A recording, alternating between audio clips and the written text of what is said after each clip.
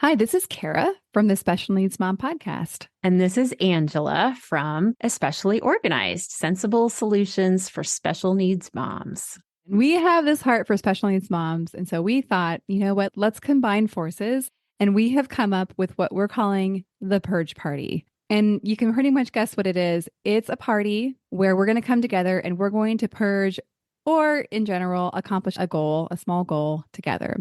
So we have set this for January 27th, starting at 8 o'clock for my Pacific Coast people. Which means 11 o'clock for all of you on the East Coast. So this is an opportunity. If you have something on your to-do list that has just been stuck there and you are wanting to move it up on the list, you're wanting to tackle, maybe it's a space or an area of your home or a category in your home that has just needed a little time and attention. This is your opportunity for you to be online with us while you work and have access for us to help you answer your questions, help guide you, and just serve you for those 2 hours.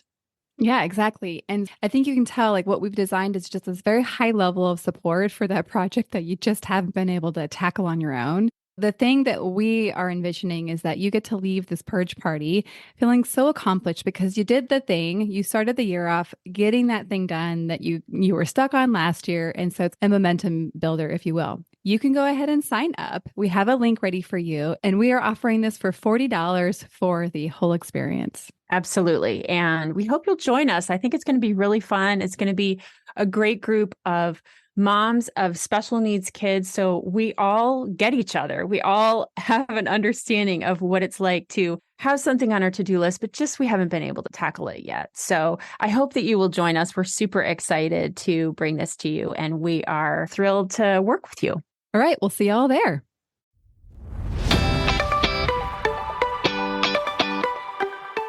Hi, I'm Kara, life coach, wife, and mom to 4 incredible and unique children. It wasn't all that long ago that my son received a diagnosis that had my world come crashing down. I lacked the ability to see past the circumstances, which felt impossible, and the dreams I once had for my life and family felt destroyed. Fast forward past many years of surviving and not at all thriving, and you'll see a mom who trusts that she can handle anything that comes her way and has access to the power and confidence that once felt so lacking. I created the Special Needs Mom podcast to create connection and community with moms who find themselves feeling trapped and with no one who really understands. My intention is to spark the flare of possibility in your own life and rekindle your ability to dream. This isn't a podcast about your special needs child.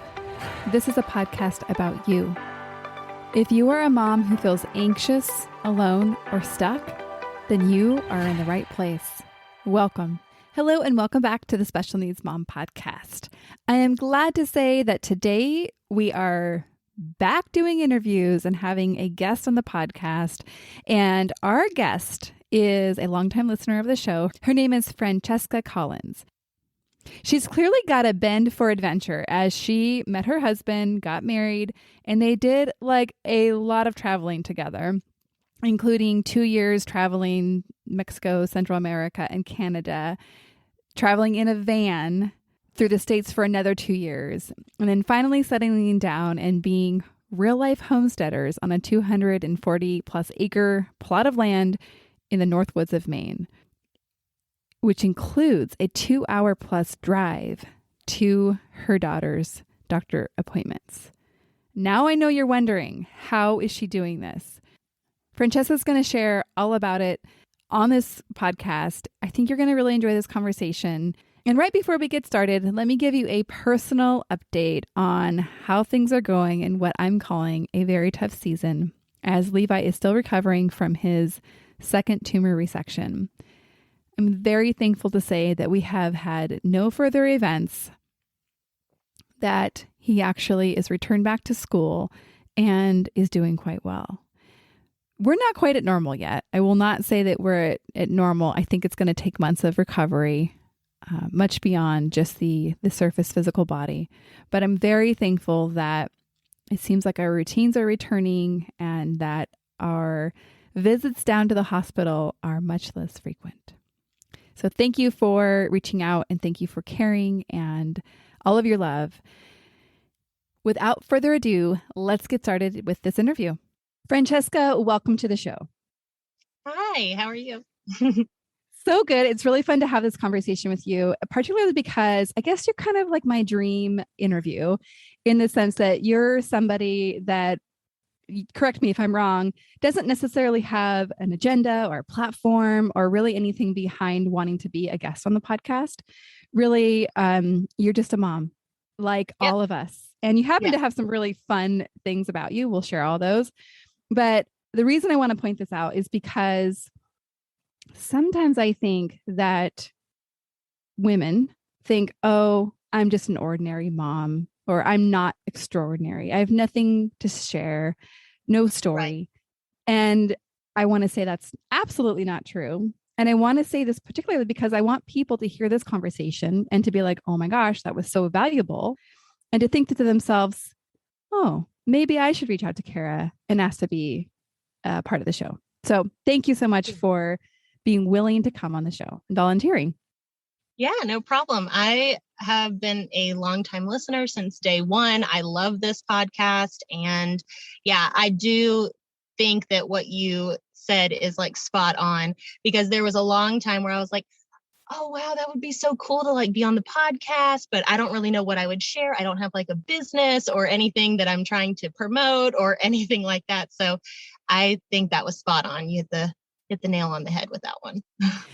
Awesome. So I shared a little bit about you in your introduction, but I would love to hear in your own words a little bit about you as a special needs mom. So I gave birth in November 2019, and I would just say that the first 5 or 6 months were perfect. Everything was wonderful. We weren't having any issues, no problems, nothing going on. And then around the 5 to 6 month mark is when we started to notice some developmental delays. We were missing some milestones. We were showing some signs of hypotonia, and with a lot of testing and looking into it and several new appointments and new specialists and all these things, we did end up doing an MRI and finding out that my daughter has paraventricular nodular gray matter heterotopia, which is it was just something that kind of happened during gestational like development with the brain. And so these little islands of gray matter didn't disperse and go spread out where they were supposed to go in the brain. And so she just has these islands of gray matter. So that presents itself as developmental delays, the hypotonia, things like that. She does have alternating crossed eyes as well, and just some other like motility issues and things that kind of are just secondary to that. Since then, we've dealt with a lot of things like hip dysplasia that we're working on with a brace at night. And then she also has recently since she just turned 2 years old, she recently got her moderate hypotonic cerebral palsy diagnosis. So that was kind of a new thing, but that was something that we were really expecting to happen. So I would just say that the journey has been very informative. We have learned a lot along the way about things that we never thought we'd have to learn about. And we have a lot of appointments, and it's just a busy schedule. So that's kind of what my journey looks like, busy. And well, yes, learning. I think the mothers that listen to the show, I think will very much relate to what it's like to have so many appointments on top of regular life, right? Like this is not, most of us don't have the luxury of having nothing else to do in our life, nor would we want to have it to be the only thing we have to do. So how many appointments do you feel like you do in a month? Do you have any idea? Well, originally we started out, I would say, especially like getting to know specialists and just running around to this, that, and the other, because we were trying to cover all of our bases, and we were very open to meeting new specialists and getting people kind of on board and on our team so that we could access them if and when we needed them for more serious matters or things like that. We just wanted to have them all in our back pocket and ready to go at any time. So I would say that in a month, we probably started out with 12 to 15 appointments in a month. I wanted to look at that because I also know you have a 2+ hour commute per appointment. Is that correct? Yes. Luckily, her pediatrician is only 5 miles down the road from us. She's a very small town, like pediatrician. She's amazing. Well, she's a family doctor, but we use her obviously as our pediatrician. But everybody else, therapists, specialists, everybody else is at least a two plus hour drive from our house. So we had a lot of miles on the road, a lot of hours on the road just to get down there. And then we'd have to try to coordinate, like get down there and then do one appointment, then take a break, do the next appointment, maybe eat lunch, do the next appointment because we had, and then we're down in the big city. So we have to run errands and all those things. So it was a full day for us for sure. Yeah. So we have about a 45-minute with no traffic commute to our hospital where we do most of Levi's care. And I think I'm looking at how straining that is, right? Just to get down there and back and park and all the things and wait for the appointments. And we all know how this goes. And so the idea of having a 2+ hour drive, I'm kind of like, wow, that's a little jaw dropping to me. And then the baby or the toddler is completely worn out by the time you get there. So their attitude is just not to so mention great. The mom. How do you support yourself through that? I like to listen to podcasts. And so I always, my husband started out where he would go down and meet all the new specialists with us and things like that. But then I kind of took over the big drives and the big commutes to get to appointments and back so that he could just kind of focus on stuff around the homestead. Because we always have building projects going. We always have a lot of things going on at the house too. So I would just kind of take over doing all the appointments and seeing all the specialists. And so, yeah, after he kind of started transitioning to just staying at home and I was running the errands and everything, then I listened to a lot of podcasts. So just very uplifting podcasts or just learning about things or just the ones where they're mindless. You're just listening about somebody talk about one of your favorite reality TV shows or something like that. So yeah, it turned into a very calming, just kind of relaxing drive back and forth. And yeah, we just make it work. Well, yes, we all do make it work, but it's actually nice to hear how you kind of make it more enjoyable for yourself. I want to hear more about your lifestyle in a second and how that pairs with being a special needs mom. But before we go there, I wanted to hear about what it was like for you in those early moments, those early days. What was going through your mind when you were kind of wondering, actually, what was the first thing that had you say, I wonder if something's going on here? Well, I guess kind of the funny thing is, and I don't know if it was just being a brand new mom, a first time mom, or I don't want to say denial because I don't think that that's what it was, but I was very much the voice of babies develop on their own timeline. They develop at their own pace. They're going to progress on their own pace. Everybody's unique. No two adults are the same. So why would I, be worried that my baby's not the same as another person's baby or develop, that kind of thing. I kind of felt like it was she'll get it whenever she gets it. I had a very just casual attitude about it. And so I think more my husband was the one that was well, okay. And I'll say this too. So I have 2 stepdaughters who are adults now. And so he had already been through the child raising stuff. So maybe he was the one that noticed it more just because he had experienced 2 typical kids. And so, it was many years ago, but that might be why he was a little bit more aware of it or had maybe a different perspective. And so he was kind of I feel like she should be doing this by now. I feel like she should be doing this by now. And then he would discuss it with the pediatrician when we went for just our regular visits.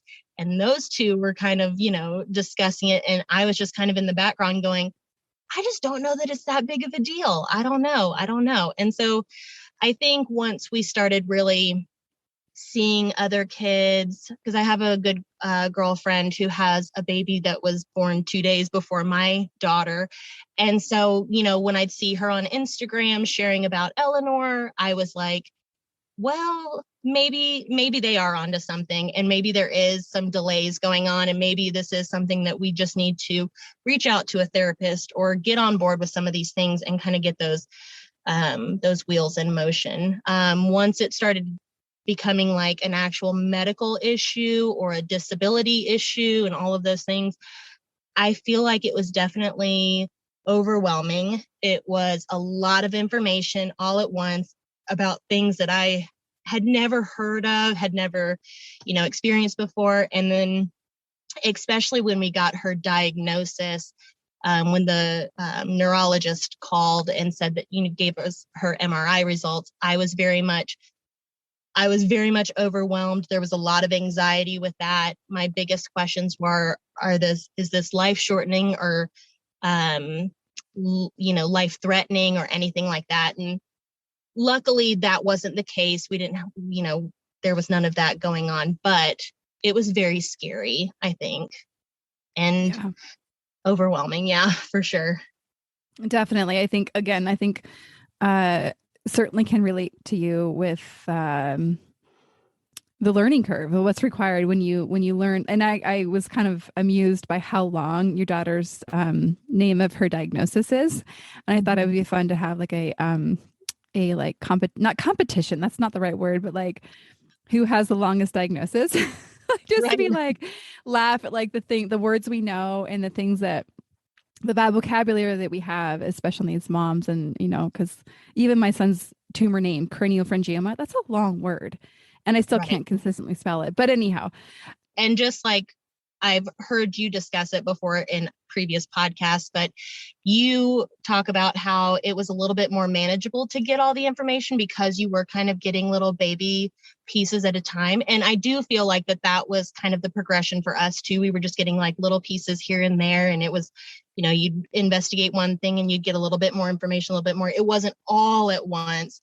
And so I do think that was helpful in my case as well. And I think that you agree with me on that. Yes. Like, it's like if we knew in one day all that we'd have to experience as special needs mom, and I have about 10 years in addition to what you've yet experienced, if I knew what we'd have to do in 10 years, it would be unmanageable and it would be just beyond comprehensible. Right.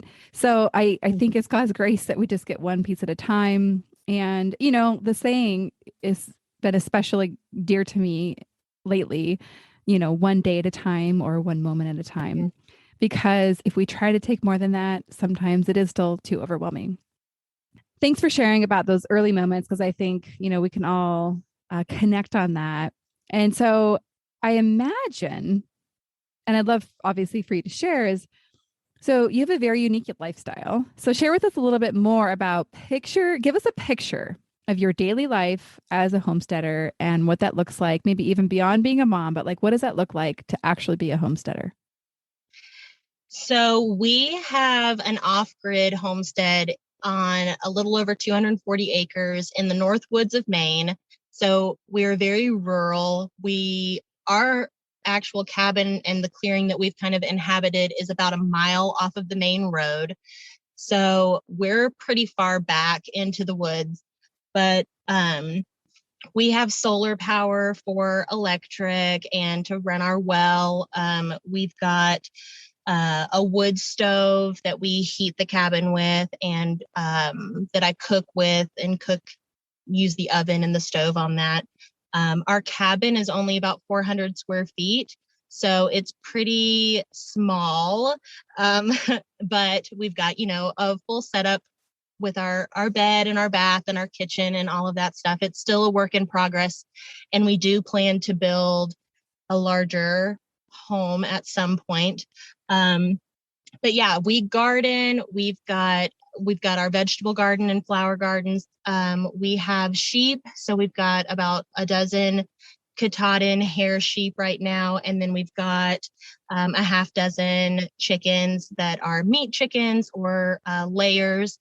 We typically have more than that earlier in the year, but we do butcher our own chickens and eat our own meat and things like that. But yeah, when we bought our property, it was raw land. So we cleared it. We built everything from the ground up, my husband and I. But yeah, we've got our cabin. We've got a big sheep, 2-story sheep barn, a big chicken coop, a horse barn that we had horses in for a very short period of time, and then realized that that was a little bit too much for us to handle at the moment. So we rehomed them, but we've got like a root cellar building that we keep a lot of our food and canned goods in that I can at home. And yeah, it's a lot, but it's what we like to do, and we get to choose to do it. And so we don't mind the hard work. And we love our life. There's not much that's easy about it. There's always like just something either going wrong or a big project or something like that. But you're working for yourself and you're doing something that you love. So we really love it a lot. I like the peace and quiet of being back here in the woods all by yourself. I can see there's got to be a lot of pros. And many special needs moms come to me and say, I am so tired. And I relate to that, especially right now, coming off of the season that we're coming from. I'm finding I'm very tired and I don't actually have a lot of capacity to do extra. Now, clearly it's like not extra, it's your lifestyle, but are you tired? Is that tiring to you? Or is it energizing and like just something that is not overly tiring? So we enjoy it. So I guess maybe it's not as tiring because we do enjoy it, but we go to sleep and we wake up with the sun. And right now in the winter, like in this season of life right now, the sun is setting at about 4:00. And so we're eating dinner at like 3:30, 4:00, and then we're in bed by 5 and we're out and we're tired. But yeah, we pretty much stay busy all day long doing something, moving hay around, putting up fence posts, putting up fencing, getting stuff out of the garden, or, managing animals, or just trying to move things. I feel like the cabin, because it's so small, gets very cluttered very fast. And so we're constantly moving things like in and out of the cabin just to make more room and make it feel more spacious and like you can breathe. So yeah, everything's a work in progress. So this lifestyle obviously takes a lot of energy and it takes your physical capacity to be able to do this. And I want to hear a little bit about, if any, fears came up for you as it related to caring for your daughter and also maintaining this lifestyle and how she fits into this lifestyle. So when we started talking about having kids, where we lived and our lifestyle played a huge role in that, because I was like, I can imagine the little girl running, or little boy, little girl running around collecting chicken eggs, messing with the sheep, terrorizing the dogs, whatever, outside, like out in the vegetable garden, just grabbing things off that weren't ready to be picked, or, I could imagine all of those things. And I was like, this is like the perfect place to raise a kid. We've got woods everywhere. We've got a brook or a creek, that's just down our driveway just a little ways. And so I was like, oh, this is going to be perfect. And so I don't know that it's a fear, but I think there's definitely some sadness that we don't have any of that going on yet, just because she's developmentally not there yet. I do feel like we'll get there someday, because I don't see any reason why she wouldn't be able to do those things or enjoy those things one day. Probably the biggest challenge, and again, it's not necessarily a fear, but the biggest challenge is just the remoteness and how far away we are from everything as far as specialists and therapists go. So I feel like not only is it a challenge, just the lifestyle in general, but then having to basically become her physical therapist for her and her occupational therapist and aqua therapist and all of these things. So I feel like that's been definitely a challenge, trying to learn all of that knowledge and language and technique as well, so that I can bring it to her here, so that we're not constantly having to be on the road or be gone from the house, that sort of thing. So I don't know that I have any fears about this lifestyle as when it comes to taking care of her and giving her the best opportunities and things like that. I just think it's challenging for sure. Definitely. And so I'd love to actually hear how you have kind of taken on the role of both therapist in all the different capacities and mom and homesteader. Why don't you walk us through a little bit about your process in that and or even just like how you think about it? Because even as I'm thinking, I'm like, wow, interesting. Like it's not like you can just skip over feeding the sheep. That has to happen. Right. And so naturally, knowing how it is living our life, like the things that are going to fall off are the extra OT, or not even extra, like the OT, the things that are not life critical. And so tell us a little bit about how you think about it and how you've taken that on. Well, okay. So yeah, it started out, of course, with me not wanting to constantly be driving back and forth to Bangor and back. And so I think that's what kind of kickstarted it.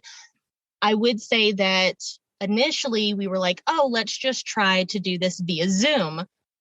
Well, I'm sure a lot of other moms can relate, especially with this whole quarantine thing and everything that we've been going through for the past, year and a half, 2 years, is Zoom therapy just doesn't feel the same. It just sucks compared to being in person. Yes.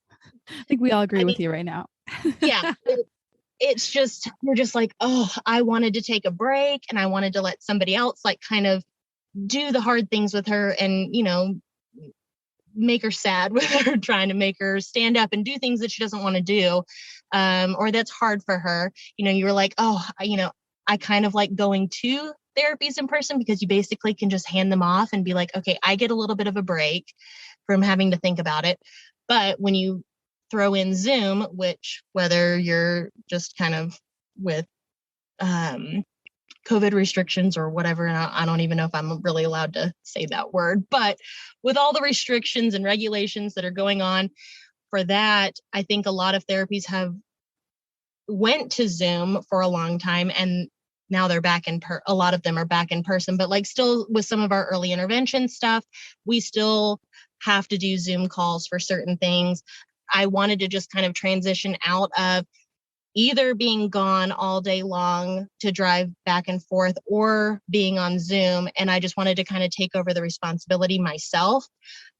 And so I started diving into like resources on YouTube or finding physical therapists on Instagram. And so I just tried to get, a couple of different things for what we were working on developmentally and put those into action at home for at least, my goal was just 20 minutes, just 20 minutes a day, just do a little bit, even if that was broken up 5 minutes here. And then she's just too peeved to keep going. So we would take breaks and then we'd come back to it and do something different, but still kind of working on those same goals. And so then I think it just kind of fell into routine with what our homestead chores and all of those things were looking like here.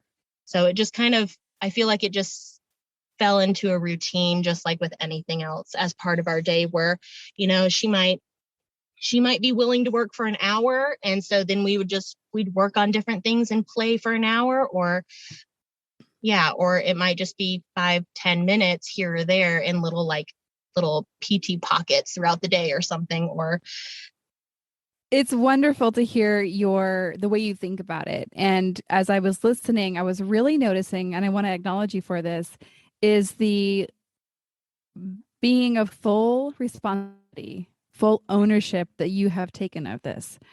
And I think it's it's actually very inspiring to me because you were talking earlier about how lovely it is to be able to just take your child somewhere and say, here, you do it, in the sense of like doing the heavy lifting and kind of working with them, which I am not saying is wrong. I'm saying go do that if that's helpful. But what I see and as you're sharing is that as you took it upon yourself to learn, to access, to create a routine, it really was taking it upon your shoulders in a way that felt doable for you. It felt empowering, but also gave you access to being able to incorporate it throughout the day. Right. So I think about so many times I would go to therapy and would take my son to therapy and he would go behind a closed door or curtain, whatever. And I wouldn't really even know what they were doing. And quite honestly, I didn't even care. But what that didn't allow me to do is go incorporate it into our life. And I think if you ask any OT or PT, they'll say, yeah, the 20 or 30 minutes we have with them is great, but it's like, it's the everyday, it's the 5 minutes throughout the day that really make a big difference. And of course, as a coach, I can totally see this, but I think it's a really beautiful picture how you turned in a very hard circumstance in the sense of like, you literally don't have access to reasonable care to be able to do something that both works for yourself, but also like it occurs over here as like, it's really serving your daughter. So well done, Mom. Thank you. Yeah. I try to think of it as like an adult doing, exercise or working out. Like, no, we don't really want to do it, but when we take a month off, you really notice it. And you do. A little bit each day, if you go on a walk each day, or you do something here or there, whatever, a little workout program, something each day for at least 20 minutes, you notice a huge difference as well. So yeah, so you still are building your strength and working those, your body and progressing, whether you, so yeah, you don't have to do it all day long. It doesn't have to be super overwhelming. You can pick 2 or 3 different little moves or exercises and just try to play with them and make them fun. And if those don't work, maybe try something different the next day, but at least you did something, and something is better than nothing. So, well, that's what I hear also in the way you're like, yeah, just 20 minutes a day. And actually for me, I was like, oh, that's brilliant. Because in my mind, as you were talking about therapy and PT and OT, my mind was going to the place of like, oh my gosh, that's like a full-time gig. Like that's all day, every day, like almost like they are at school where they're doing things all day, which that is an example of kind of an all or nothing way of thinking is what I was doing and thinking about this. It's big, it's like way overwhelming. And so what we do is we're like, yeah, no, thanks. We don't do anything at all. And so I love the way you're like, yeah, 20 minutes a day. Cause I'm like, that feels like doable. It feels manageable. Or even how you're like, yeah, I sprinkle it through the day or 5 minutes here. And again, because you know what she's working on, you can kind of incorporate that. It's really, it's a great vision. An example to kind of how you can like support yourself in being able to like actually feel like, okay, I can do this for your child. It's manageable. Yes, exactly. So, it's manageable. You have to, there's a saying that I really, really love. It's just like, choose your hard. Like you have 2 hard things. I can either, because when we first started out with physical therapy, her therapist, who is wonderful, we love her so much. She was, saying like, I'd really like to see her like 2 times a week. And we were like, wow, that's going to be a lot of driving. That's a lot. So then that's when we were kind of like, well, let's do 1 in person and 1 Zoom and we'll go back and forth, whatever. But I was like, that's still a lot to me. And so like, it was hard. On one hand, it's hard to drive back and forth or be on a Zoom call where you're trying to listen, but the baby's crying because she doesn't want to be doing what you're trying to make her do, or carving out 5 to 20 minutes or an hour a day or something just to work on this or that. They're both hard. You just have to choose your hard. Yes, very well said. Very well said. So you shared with me earlier offline a little bit about kind of what happened in the earlier times when you were trying to figure out what's going on, and that you had pretty intense experience of anxiety as it related to going to the doctor and kind of what you've described as an appointment anxiety, which I think I look back in my early years and think I used to get this feeling. I didn't even have a word for it early with the lights, like the fluorescent lights of the doctor's room. And I used to just have this really horrible feeling every time I was in the doctor's office. And again, I was so early in my journey. I didn't have words for it, but I look at it now and I'm like, yeah, like you were going back to the places that you felt most traumatized and just didn't feel grounded at all in those places. So I can relate a lot to you and what it's like to kind of have to go, if you will, but also not really yet having the tools to be able to process it all. And so I'd love if you would share a little bit more about that time and what you experienced. So when I noticed that it really flared up and like became like an actual thing for me, what I like to call my appointment anxiety, was we had a stint of failure to thrive. And I don't know why, and I feel like maybe some other special needs moms can relate to this, but I can handle all of the brain stuff, the hypotonia, this, that, and the other. But when it came to failure to thrive, I took that the hardest. And I think it's just because, you're supposed to be the one that's nourishing your baby. That's supposed to be like the easiest thing, right?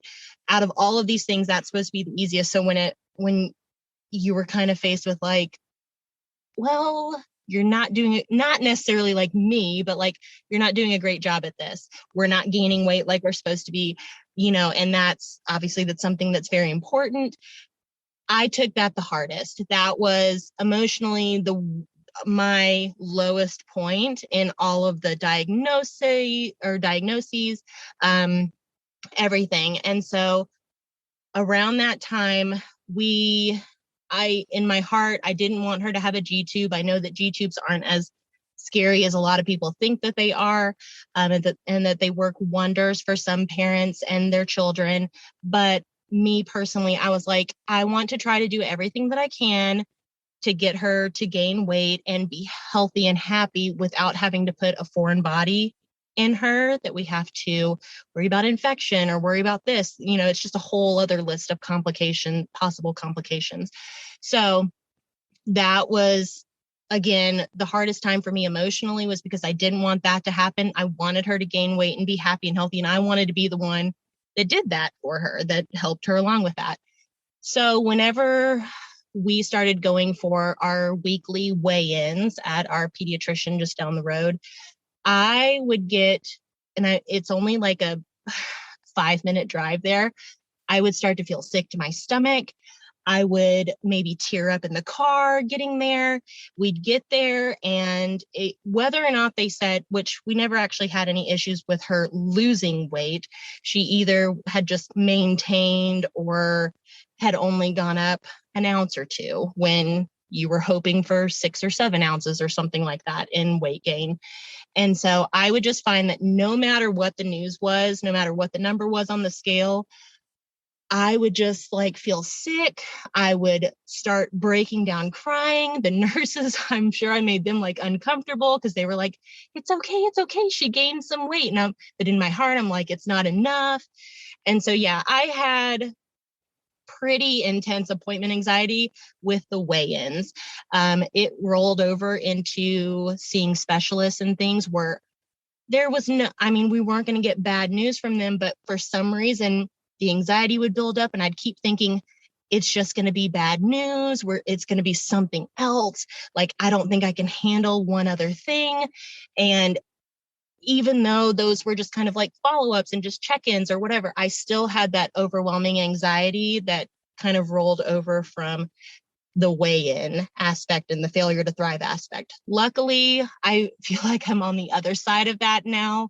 We've gotten the weight gain under control. We started working with a nutritionist and things like that. So I had to become a nutritionist as well. So yeah, so we got that under control, and I do feel like I am on the other side of that now. And so I don't get those big anxiety like flare-ups going to or being at doctor's appointments. But I do remember one time we went for a weigh-in and I think she'd only gained 2 ounces and I was hoping for more than that.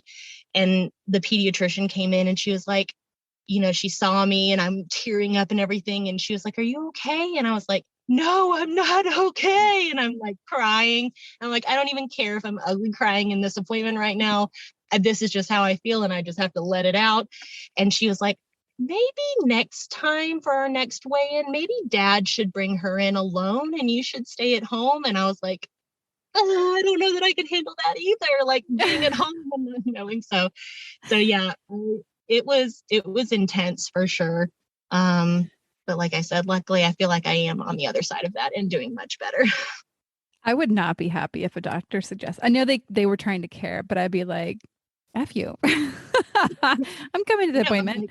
Don't tell me what to do. Yeah. I'm going to be stressed here or I'm going to be stressed at home. And so I don't know what's better. I don't know. Exactly. What do you see looking back that helped the most during that time, or what allowed you to kind of shift out of that? Since, I mean, really, it's like not that long ago that this was your experience in the scheme of things. I do think that it was a little bit of just journaling my thoughts, honestly, like listening to uplifting podcasts specifically for special needs moms. I definitely attribute, a lot of helpfulness from your podcast. And then there's another one that I really like a lot as well, called Overcome the Overwhelm. And I think that just listening and taking in the information from life coaches or experts like yourself just kind of helped me put things in perspective. This is just temporary. This is not going to be the way it is forever and ever and ever. So we can do this. We can make it through this. We made it through trying to sit up on our own. We made it through a lot of other things, and we're on the other side of that now. So just knowing that there's like a light at the end of the tunnel, but still kind of working in the moment with a lot of things that people suggest for self-care and just decompressing and healthy habits, have all been helpful and were helpful during that time and continue to be helpful now. Yeah, thanks for mentioning that. I have noticed for myself during this, what I'll call a difficult season, that I've been going back to the basics often. And when I say basics, I mean very, very basic, like sleeping, eating, walking.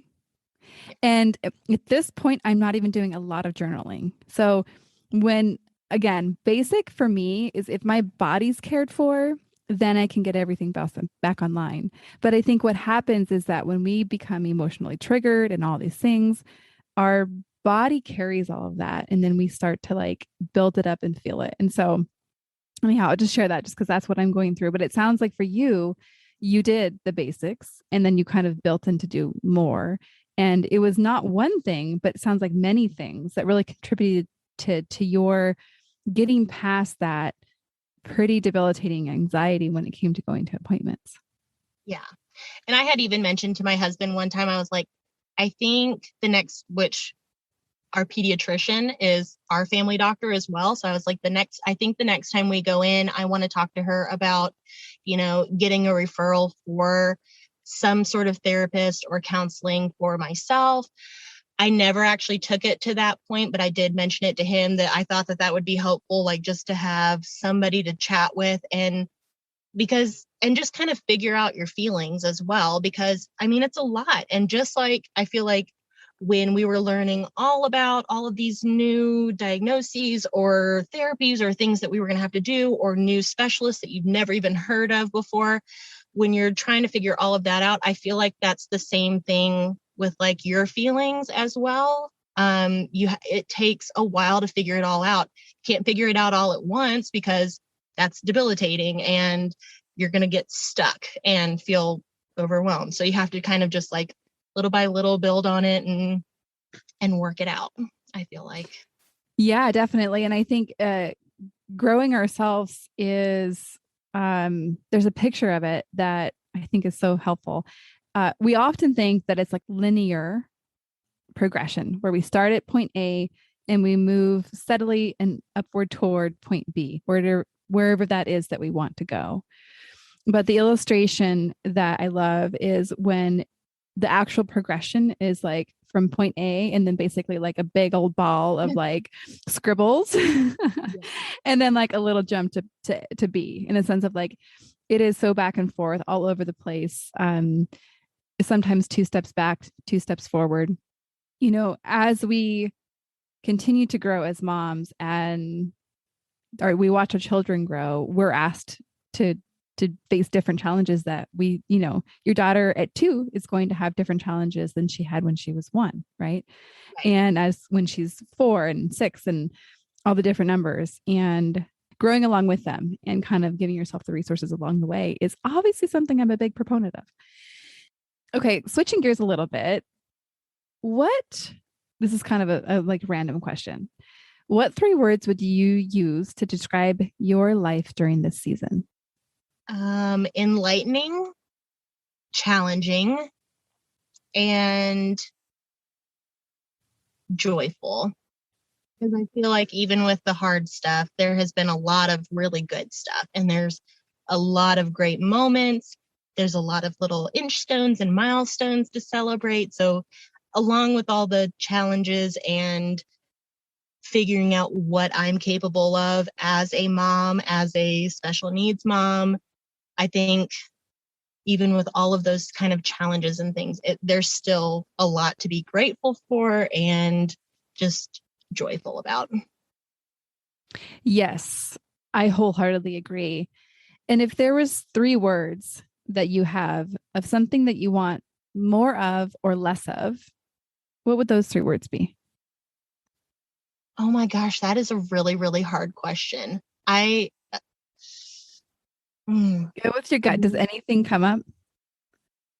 I mean, I'd say like more, I'd love to have like more experiences, whether they are good or bad. I mean, just more experiences as a mom, as Emery's mom, less struggle and more progress, I guess. I don't know. I don't even know that I answered that very well. I'm sorry. Well, there's definitely no right or wrong answer. It's just an opportunity to explore. I think other moms will like hearing what another mom desires or doesn't desire. And I want to know, what do you mean by experiences? I think just the general like experience and journey and story, I guess, of being a mom. Like I love being a mom and I love being Emery's mom. And so like I just want to do all the things with her and I want to experience all the things with her and help her experience kind of the rough times or like rejoice in the good times. Recently, just a couple days ago, she turned 2 years old. And so we were able to have like a smash cake, which we weren't able to do at her 1-year birthday party because she developmentally was not ready for that texture or that consistency or that kind of food. But she was this year. And so like that was an amazing experience and I loved it. And I just loved watching her, get real messy with her cake and be able to eat some of it and enjoy it and not gag and regurgitate or vomit or something. So like, even though that was like just a little tiny experience, I loved being a part of that with her and watching. Really fun to see that little like window into your life. And you said less struggle. And what was the other thing you said? Less struggle and more progress. So okay. Just seeing her. So what kind of struggle do you want less of? Well, and it's I don't think it's a realistic wish, but I just wish that her little muscles were stronger so she wouldn't struggle so much to do like a basic I don't even know what you would call it. So just like a basic move that typical kids can do without even thinking about it, without even worrying about it, or even really knowing that they're doing it, like standing up or taking a step or things like that, which again, I do think that we will get there one day. I don't have any reason to believe that we won't. I just wish that it wasn't such a struggle for her and her low tone. And because she does have pretty moderate low tone throughout her whole body. Her arms are weaker than her trunk and her legs. So, we're still not even in being able to get into like a tabletop position or like a crawling position or anything like that because she can't really do like push-ups. And so that's a struggle that I wish that we had less of. But that's wishful thinking. So we just have to keep progressing and building on it, but it's not something that's ever gonna not be a struggle. So I don't know. Well, see, I totally understand what you're talking about. And yes, watching our children struggle, it's a great word for it, and be challenged in ways that we never even probably thought of prior to being their parents is hard. And it takes us on that emotional journey of processing that. So I have a question for you to explore a little bit further. What would be different for you as her mom if the struggle wasn't there? What would that make possible for you? I think we'd be able to have more of the experiences that I was talking about before, where I'd be able to just enjoy watching her run around and collect chicken eggs, or like do any of that stuff, just kind of playing in the snow because it's snowing outside right now. And so I feel like, going back to what do you want the more or less of, the more experiences, I feel like less struggle would equal more experiences. And I honestly, I do feel like I just need to be patient.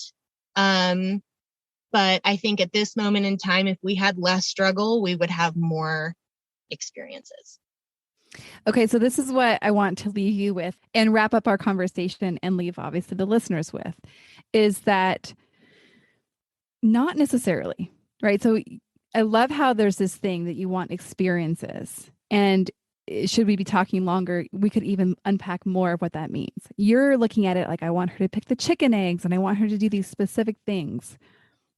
But I think if you drill down a little bit, you'll see that it's likely a feeling that you want to have watching her do something. So maybe it's being outdoors and what that feels like for you, feeling in awe of nature or excited in creation or whatever it is, right? It could be a lot of different things and multiple things all at one time.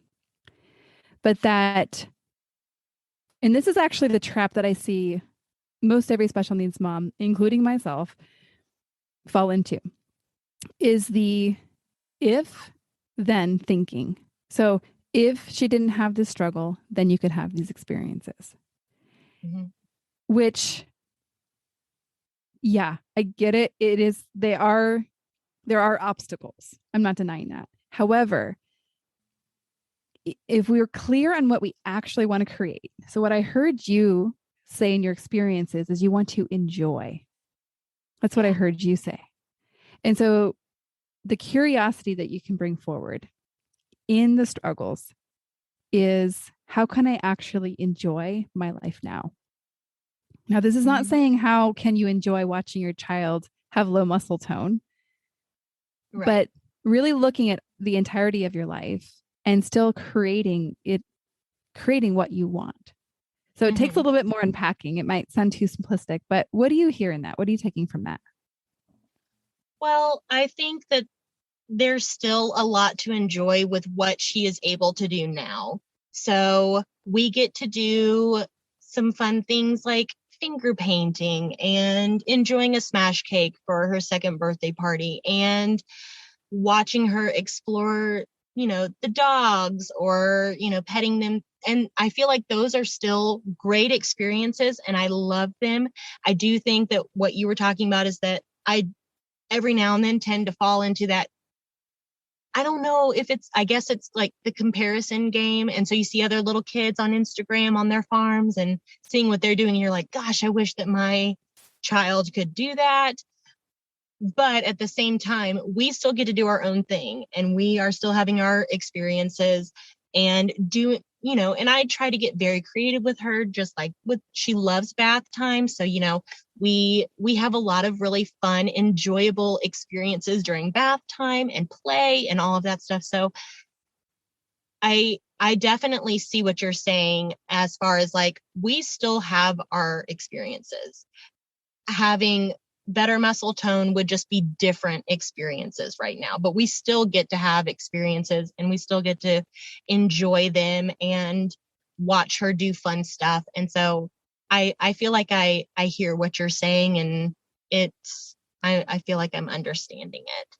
Well, yeah. And the nuance of it is so slight. And so I think it's even hard for me to explain the difference because, but I'll leave you with this is that if you really get curious when you're thinking about the experiences that you want and you distill out of that, like, what is it ultimately that you want from that experience?